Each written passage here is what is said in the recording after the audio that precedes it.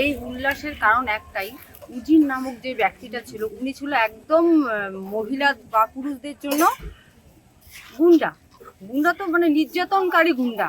ও মাথাভাঙ্গার যে ওর যে মা নার্সিংহোমে যে নামক একটা নার্সিংহোম ছিল, ওখানে অবৈধভাবে গর্ভপাত হতো এবং হাসপাতালের যে তিনতলা ওখানে হচ্ছে যতগুলো আয়ামাসি আছে বা গর্ভপাতের বিষয় ছিল ওই নার্সিংহোমেই হতো।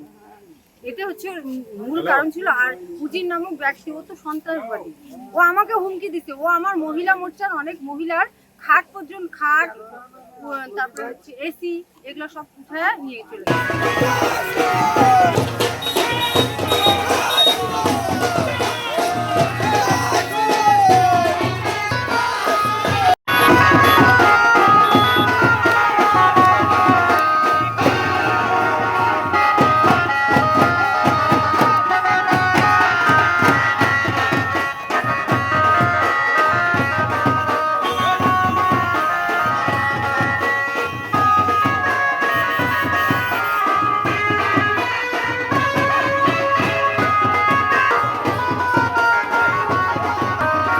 এটা হচ্ছে আপনারা জানেন যে আজকে মাথাভাঙায় যে সন্ত্রাস সৃষ্টিকারী জমি মাফিয়া এবং এই হসপিটাল চত্বরে একটা গুন্ডারাজ তৈরি করার যে মেন কারিগর সেই উজির মিয়া গতকাল রাত্রিবেলা ধরা পড়েছে।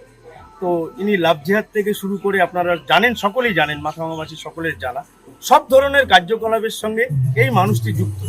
তো তিনি কালকে অ্যারেস্ট হয়েছেন। তো এই খুশিতে সমস্ত মাথাভাঙাবাসী আজকে এরকম ধরনের বিজয় মিছিল এই ধরনের একজন মাফিয়াকে অ্যারেস্ট করেছে। আমি সরকারকে বলবো এই ধরনের পুলিশের কর্মীকেও একটা পুরস্কৃত করার জন্য যে এই ধরনের মাফিয়াকে অ্যারেস্ট করেছে। আমাদের মাথাভাঙার সবচেয়ে বড় গুন্ডা, সন্ত্রাসবাদী গুন্ডা উজির মিয়া গতকাল অ্যারেস্ট হয়েছে। দীর্ঘদিন আমরা পুলিশকে জানাতে কালকে পুলিশ তাকে অ্যারেস্ট করেছে এবং অ্যারেস্ট করার জন্য আমরা তার বিরুদ্ধে যেন গুন্ডা দমন অ্যাক্ট প্রয়োগ করা হয়, সেই গুন্ডা দমন অ্যাক্ট প্রয়োগ করা হয় এবং তার যে বেহিসাবি সম্পত্তি হয়েছে তার সাথে বাংলাদেশের জঙ্গি সংগঠনের যোগাযোগ আছে।